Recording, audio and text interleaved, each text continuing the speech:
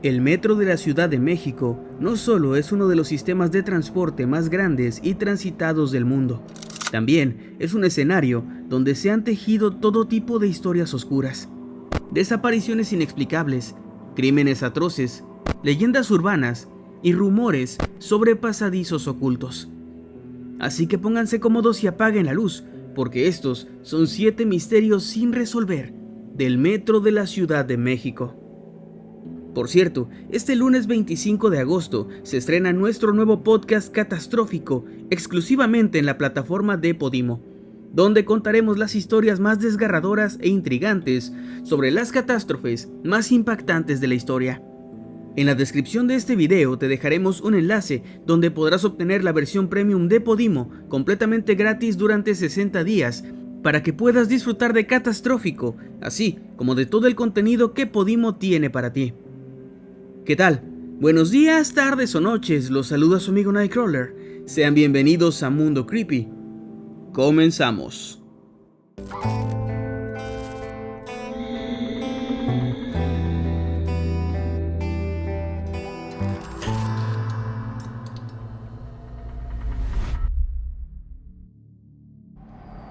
Desaparición de Francisco Albavera Trejo.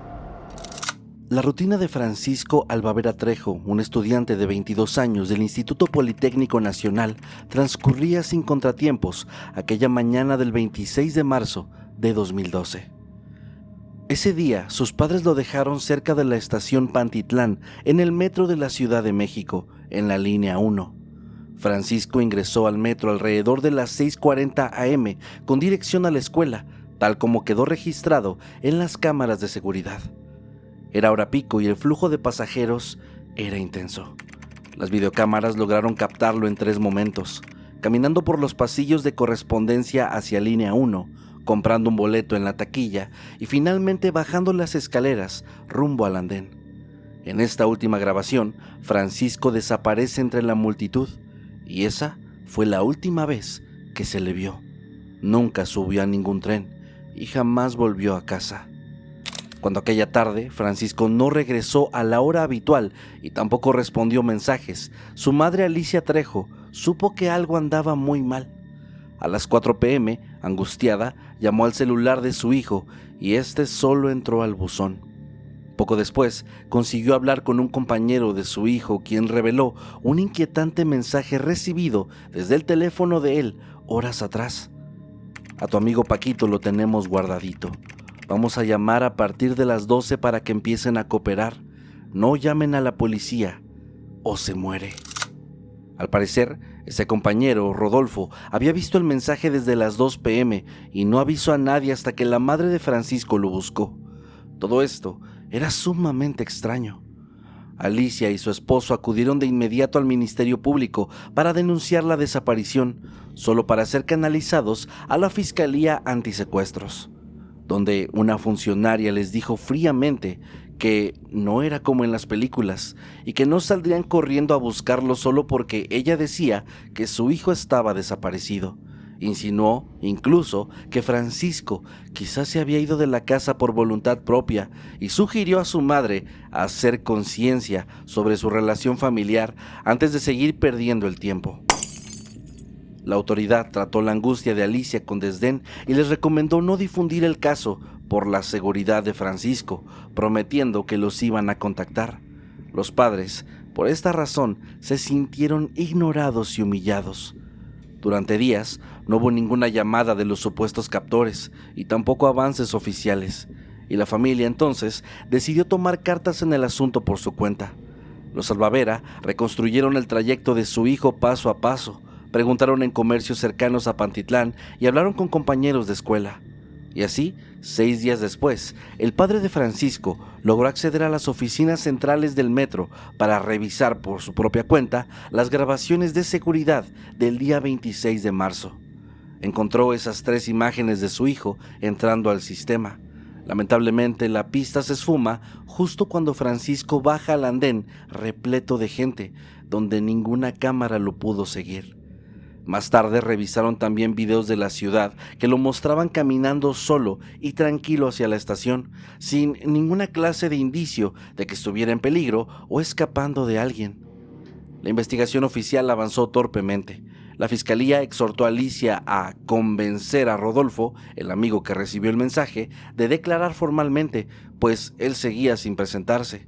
Rodolfo incluso tramitó un amparo para evitar a la familia y las autoridades, y la Universidad IPN le apoyó negando a Alicia el acceso al campus para poder buscar más pistas. El caso pasó de antisecuestros a la unidad de personas desaparecidas cuando no hubo ninguna llamada de rescate, cambiando la clasificación de Francisco a ausente no localizado, en otras palabras, insinuando que se había ido por voluntad propia. Alicia nunca aceptó esta versión. Nada tenía sentido. Las autoridades tampoco profundizaron en posibles implicaciones de Rodolfo u otros compañeros. Declararon que eran buenos muchachos con coartadas en la escuela y dieron el caso por atorado. De la actividad del teléfono de Francisco, solo se supo que su última señal se detectó en Lerma, en Estado de México, fuera de la ciudad. Ese dato inquietante jamás llevó a hallazgos concretos.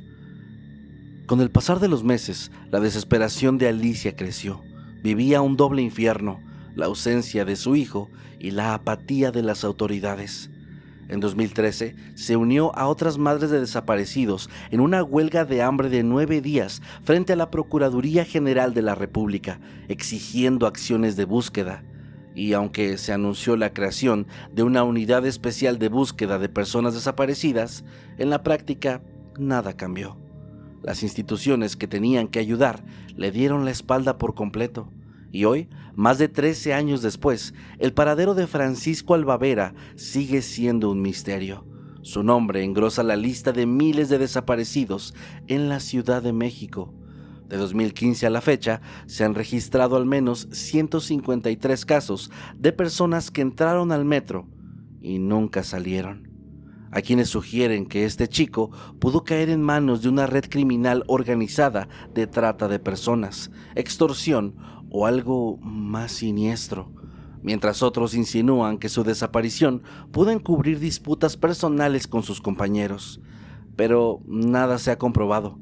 Francisco simplemente se esfumó en el laberinto subterráneo del metro, marcando para siempre a su familia y volviendo realidad el peor miedo de los usuarios, que una persona puede desaparecer sin dejar rastro en medio de la multitud cotidiana. Conspiración en el accidente de 1975. La madrugada del 20 de octubre de 1975 quedó grabada como la fecha de la peor tragedia en la historia del metro de la Ciudad de México. A las 9:30 de la mañana, cientos de usuarios esperaban en la estación Viaducto de la línea 2, cuando de repente ocurrió lo impensable. El tren número 10, que venía avanzando a toda velocidad por la vía elevada de Calzada de Tlalpan, se estrelló contra el tren número 8, que aún estaba detenido en el andén. El impacto fue atroz, un choque de titanes de acero. Los dos convoys quedaron prensados uno contra el otro, convertidos en una masa de fierros retorcidos. La escena descrita por testigos y rescatistas fue dantesca. Cuerpos mutilados, atrapados entre los hierros, gritos de pánico y dolor, gente herida, sangre y vidrios esparcidos por todas partes. «Despedácenlo», ordenó un agente del Ministerio Público al ver un cadáver que estaba obstruyendo el rescate de un sobreviviente, autorizando así una acción horrible, pero necesaria. El saldo oficial fueron 31 personas muertas y más de 70 lesionados. Fue la primera gran desgracia del metro, y apenas habían pasado 5 años desde su inauguración. La versión oficial de los hechos señaló un error humano. En tiempo récord, apenas 6 días después de la tragedia, una comisión investigadora, designada por el presidente Luis Echeverría, concluyó que el choque se debió a la negligencia del conductor del tren número 10, un joven de 21 años llamado Carlos Fernández Sánchez. Según las autoridades, todos los sistemas de seguridad funcionaban correctamente. Por lo tanto, culparon al operador por no frenar a tiempo. Carlos milagrosamente sobrevivió a pesar de que su vagón fue destrozado. Fue sacado de los escombros con heridas en la cabeza, aturdido y sangrando. Ni siquiera pudo recibir atención médica inmediata. En cuanto pudo recobrar la conciencia, fue interrogado por agentes de la temida Dirección Federal de Seguridad, la DFS, la policía secreta en aquella época. El coronel Jorge Obregón, ex jefe del servicio secreto, personalmente fue quien dirigió el interrogatorio. Aprovechando la confusión y el estado de shock del joven conductor, hicieron que confesara. Años después, se reveló una transcripción de esa entrevista. Carlos aparece respondiendo con dificultad, con quejidos de dolor, mientras que las autoridades le increpan agresivamente que conteste bien. Hay indicios de que fue maltratado durante este proceso, lo que deja entrever que las conclusiones pudieron haberse forzado. En su declaración, explicó que salió conduciendo el tren número 10 desde Tacuba a las 9:07 de la mañana y que se detuvo normalmente en la estación Chabacano. Al arrancar hacia Viaducto, dijo haber visto a lo lejos al tren número 8 aún en la estación, pero asumió que este partiría antes de su llegada. Nadie por radio le avisó que la vía seguía ocupada, y de pronto vio el convoy frente a él. Activó los frenos de emergencia, pero ya era demasiado tarde. El impacto fue inevitable, y luego surgió un detalle bastante inquietante. Según se supo, unos pasajeros habían jalado la palanca de emergencia del tren número 8 justo cuando éste iba a avanzar, deteniéndolo así por más tiempo de lo debido. No se sabe la razón hasta la fecha de por qué hicieron tal acción. Con el paso de los años han surgido muchas hipótesis sobre esta tragedia. Una de las más comentadas es la posibilidad de un sabotaje deliberado. Alguien detuvo al tren número 8 a propósito para inmovilizarlo en la estación, condenando así al tren número 10 a embestirlo. Esta teoría del sabotaje fue contemplada incluso en informes internos. Documentos de la DFS reconocieron que el tren número 8 permaneció más tiempo de lo debido en Viaducto, y esto nunca se pudo explicar. El joven conductor fue rápidamente convertido en un chivo expiatorio. Apenas 10 días después del accidente, sin haber sanado sus heridas, fue enviado a la penitenciaría de Lecumberri para enfrentar un proceso penal. Lo sentenciaron a 10 años de cárcel por homicidio culposo, pena que cumplió parcialmente antes de salir debido a su buena conducta. La historia oficial decía que el metro seguía siendo seguro y que todo había sido culpa de este empleado joven y bastante irresponsable. Pero entre los sobrevivientes y la población persistieron las dudas. Era raro la rapidez con la que las autoridades habían actuado, incluso para una situación así. Hay quienes creen que hubo fallas técnicas que nunca se admitieron y que el gobierno prefirió proteger la imagen institucional del metro antes de quedar mal. También corrió el rumor de que la cifra de muertos podía ser mayor a 31, pero esto, por supuesto, no tiene pruebas concretas. Por si fuera poco, tras la tragedia física, siguió una serie de eventos extraños que muchos catalogan incluso como paranormales. Poco tiempo después del choque mortal, usuarios nocturnos del metro Viaducto empezaron a reportar apariciones extrañas, siluetas humanas difusas que se asomaban en los andenes vacíos. Escuchaban voces o susurros entre los túneles y también hubo testigos de fenómenos inquietantes en la cabina de control de la estación. Hubo incluso pequeños accidentes atribuidos a cosas extrañas que espantaban a los trabajadores en horas tardías. Hay quienes creen que algunas de las víctimas del accidente de 1975 todavía no se han ido. Este accidente marcó un antes y un después en la historia del metro de la Ciudad de México. También se implementaron nuevas medidas de seguridad y modificaciones en los protocolos de operación. Sin embargo, las teorías de conspiración y las dudas sobre lo que realmente pasó aquel día siguen presentes hasta nuestros tiempos. Viaducto guarda sus propios fantasmas, tanto literales como metafóricos, en la memoria colectiva de la Ciudad de México. Estaciones fantasma.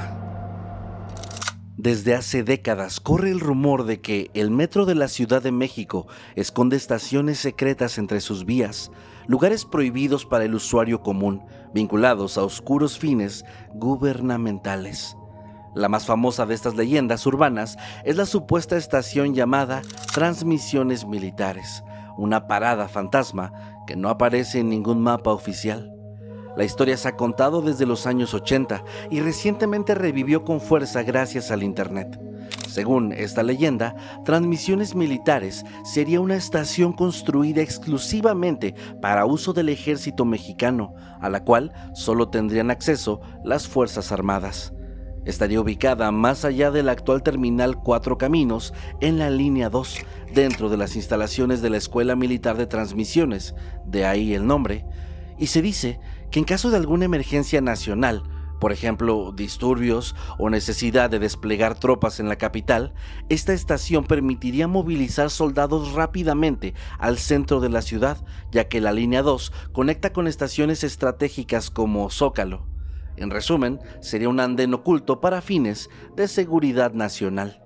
Se dice que un usuario distraído que viajaba en el último vagón se quedó dormido y no bajó en Cuatro Caminos, supuestamente despertando cuando el tren ya estaba en una estación desconocida, la cual además estaba sumida en la penumbra.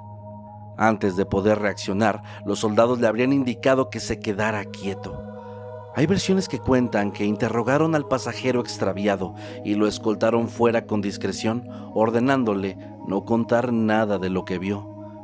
Pero otras variantes más fantásticas sugieren que le borraron la memoria con algún procedimiento misterioso. Oficialmente, el sistema de transporte colectivo niega que exista tal estación. Operadores veteranos del metro han comentado que, por curiosidad, han explorado el túnel después de Cuatro Caminos y nunca han encontrado evidencia de una parada secreta ahí. En 2020, un reportero interrogó al respecto a conductores del metro y todos admitieron que Transmisiones Militares es solamente un mito urbano que ellos mismos a veces comentan, pero para el cual no existe ninguna evidencia física.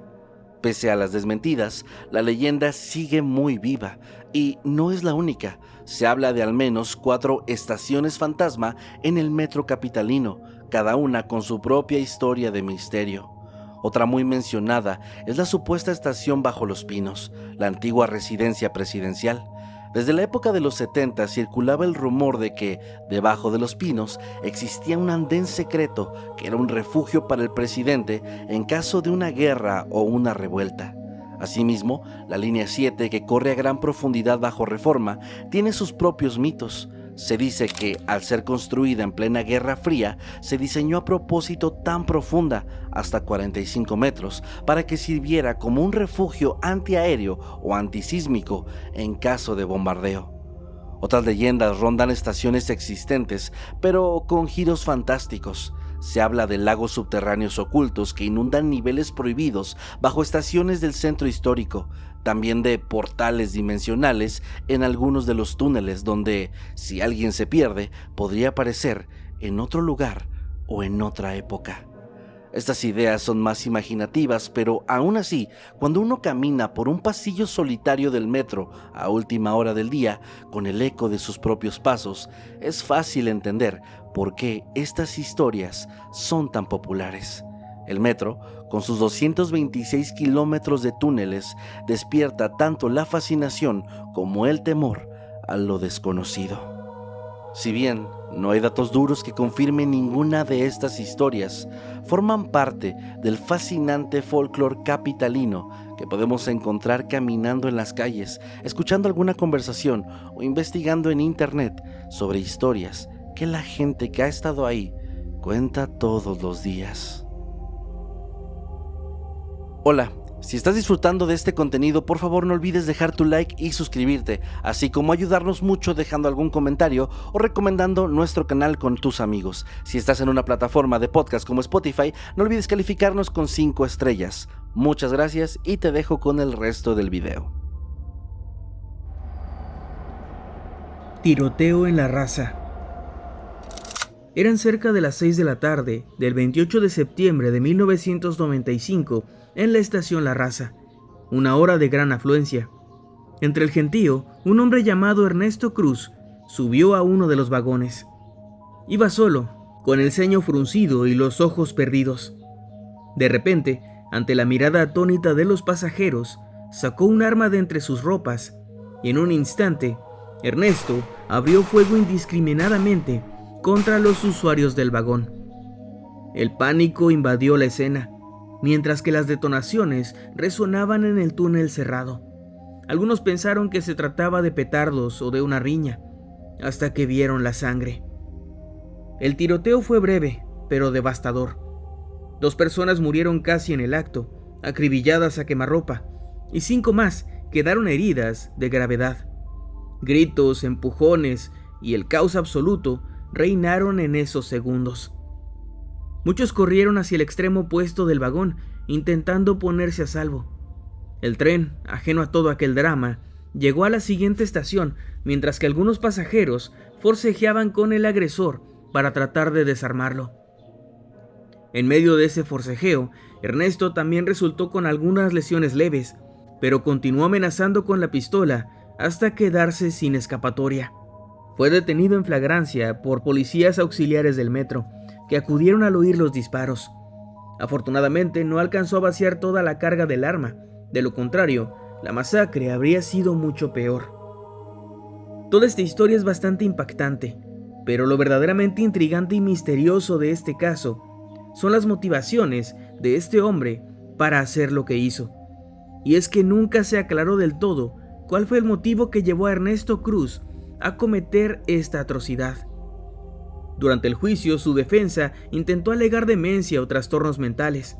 Sin embargo, no se logró probar ninguna enfermedad mental en el hombre. De hecho, él permaneció hermético sobre sus motivaciones, negándose a dar explicación alguna. No parecía tener un blanco específico entre los viajeros. Las víctimas eran personas al azar que él no conocía, situadas desafortunadamente en su camino. Hubo muchas especulaciones, pero ninguna hipótesis pudo confirmarse. El atacante fue declarado culpable de homicidio y lesiones, recibiendo una condena de 50 años de prisión. Si es que aún vive, continúa cumpliendo esta sentencia detrás de las rejas. Este incidente dejó una huella imborrable en la memoria de la ciudad. Por primera vez, la población sintió que el metro, considerado hasta ese entonces como un lugar relativamente seguro, podía convertirse en el escenario de una tragedia aleatoria e impredecible. La respuesta de las autoridades fue inmediata. En los días posteriores se instalaron detectores de metales en los accesos de vías y estaciones conflictivas. Aquellos arcos de seguridad y revisiones aleatorias buscaban prevenir que alguien volviera a entrar armado al metro. Sin embargo, con el tiempo, estos controles se fueron relajando y eventualmente fueron retirados, considerados poco prácticos ante la marea diaria de pasajeros que día con día utiliza este sistema. Los relatos de testigos de la raza describen escenas escalofriantes: gente agazapada bajo los asientos, padres cubriendo con sus cuerpos a sus hijos, y el silencio sepulcral que siguió a los disparos antes de que estallaran los gritos. Un joven de 17 años falleció en brazos de su amiga. Un hombre adulto recibió un tiro protegiendo a su esposa, y todo ocurrió tan rápido que muchos ni siquiera entendieron qué estaba pasando hasta ver a los heridos en el suelo. Los verdaderos motivos de Ernesto Cruz siguen siendo un enigma. Un hombre común que un día simplemente explotó en violencia irracional, sin explicación alguna. Pinchazos a pasajeros. En la primavera del año 2025, una nueva forma de temor se propagó por los túneles del metro de la Ciudad de México. De un día para otro, comenzaron a circular testimonios de usuarios, en su mayoría mujeres, aunque también algunos hombres, que afirmaban haber sentido una punzada repentina, como el pinchazo de una aguja o un alfiler. Esto mientras viajaban en vagones llenos.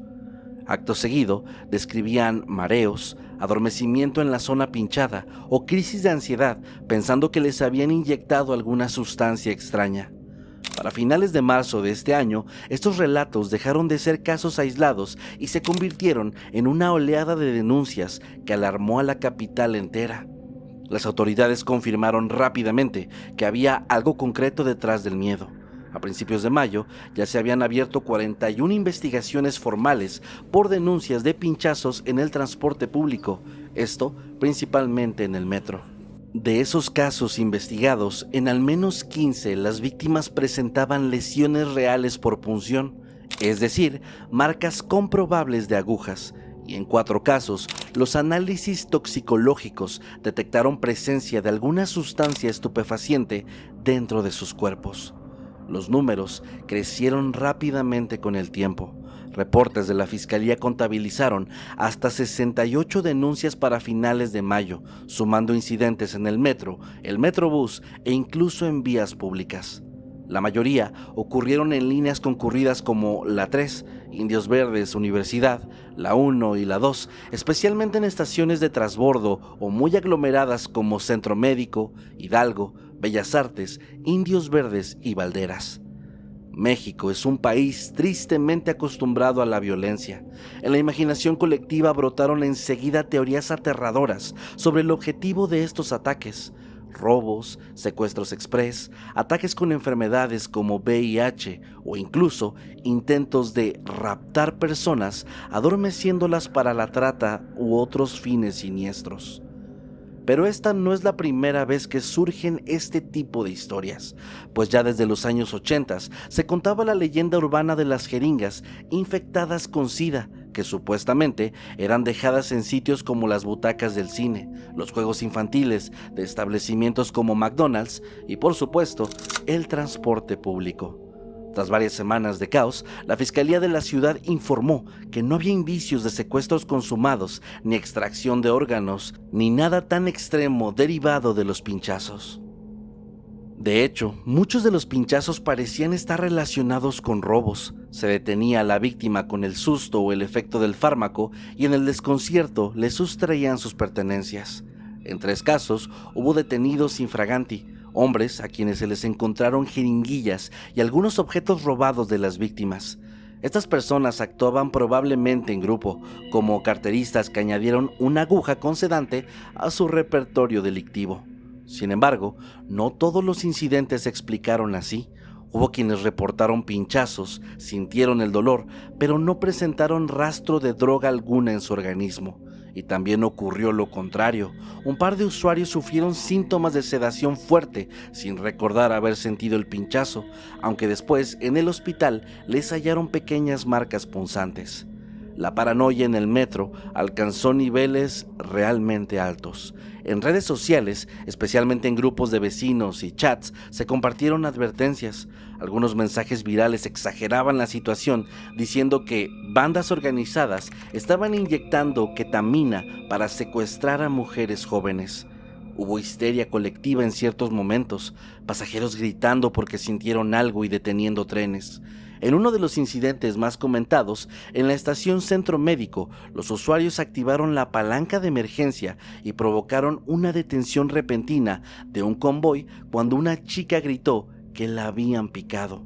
El agresor escapó entre la confusión, pero la noticia se regó como pólvora. En mayo de 2025, tras las múltiples denuncias, el gobierno capitalino desplegó operativos especiales con policías encubiertos, revisiones aleatorias y mensajes de alerta en altavoces y trenes.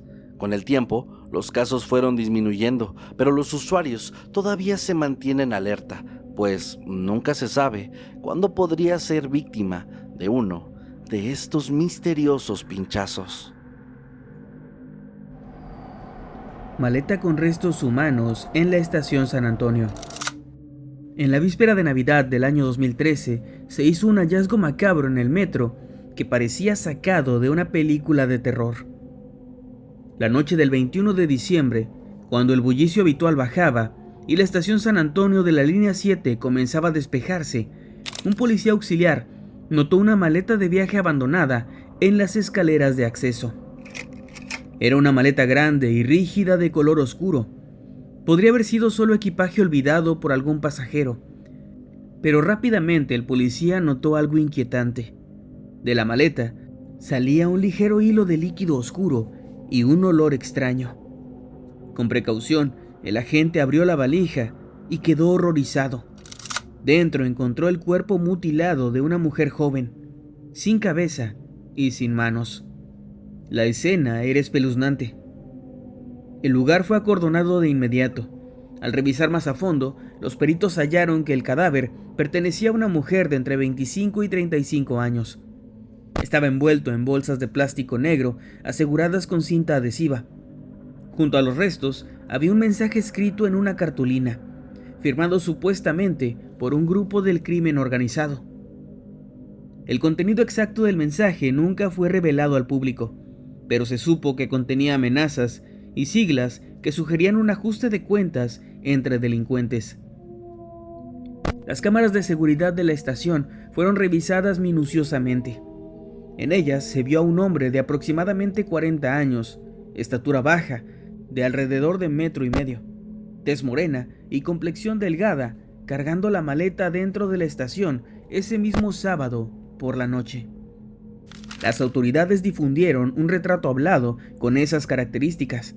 Las imágenes mostraban que el sujeto había abordado el metro con la maleta en la estación El Rosario, extremo norte de la línea 7, y luego había descendido en San Antonio, ya sin ella.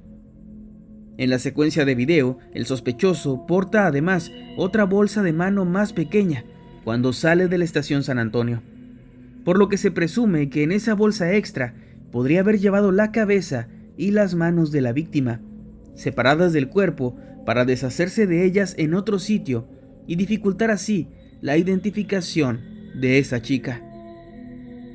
El descaro del individuo es asombroso, pues las cámaras incluso lo captaron hablando brevemente con un policía en la estación y con una taquillera como cualquier pasajero antes de desaparecer por la salida.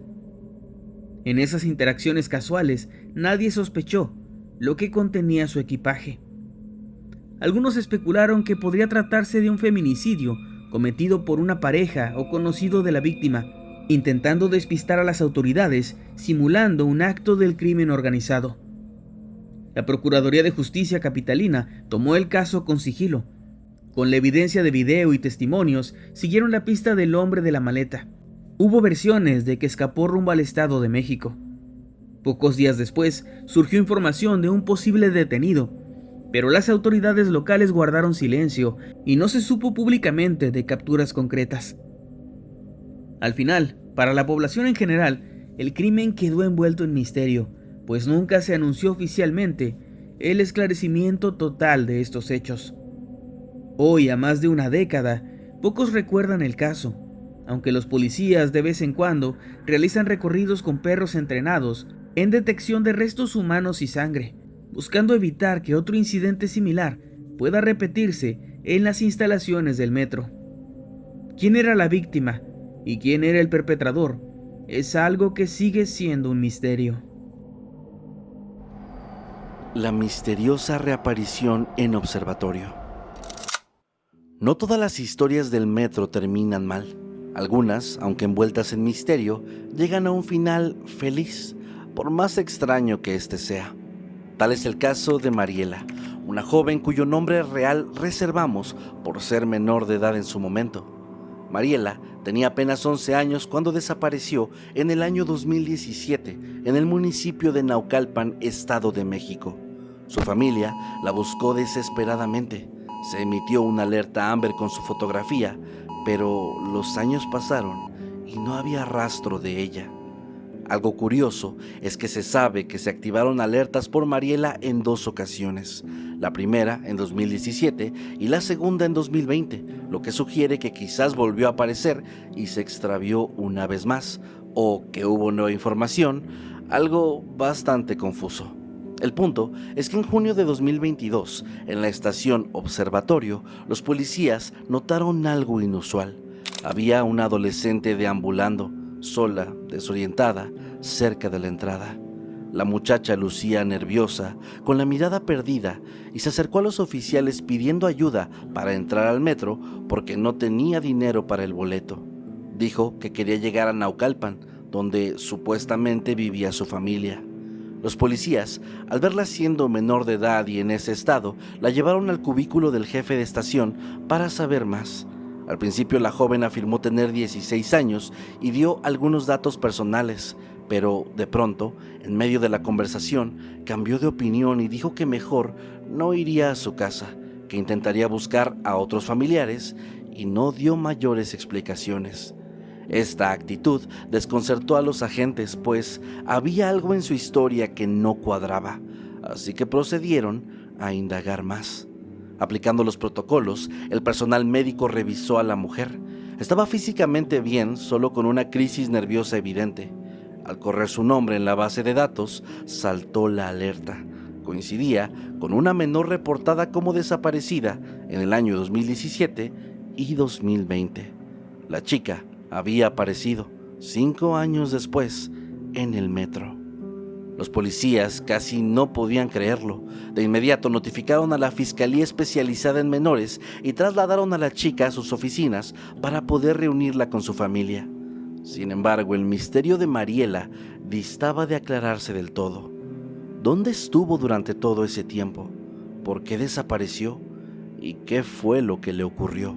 Oficialmente, las autoridades han sido reservadas. Se supo que no quería volver con sus padres de inmediato, algo que sugirió posible conflicto familiar o un trauma. Las autoridades insinuaron que la ausencia de Mariela pudo haber sido voluntaria, pero 5 años es mucho tiempo para que una niña desaparezca sin dejar rastro por su propia voluntad. Algunas teorías no confirmadas apuntaron a que posiblemente sufría de alguna inestabilidad emocional o que quizás estuvo retenida por alguien, ya sea una sola persona o incluso una red de trata, y que logró escapar. Lo cierto es que Mariela fue rescatada con vida y en buen estado físico, algo muy poco común en las historias de desapariciones donde han pasado tantos años. Su caso, aunque oficialmente cerrado, todavía deja muchas preguntas en el aire, preguntas que probablemente jamás van a obtener respuesta.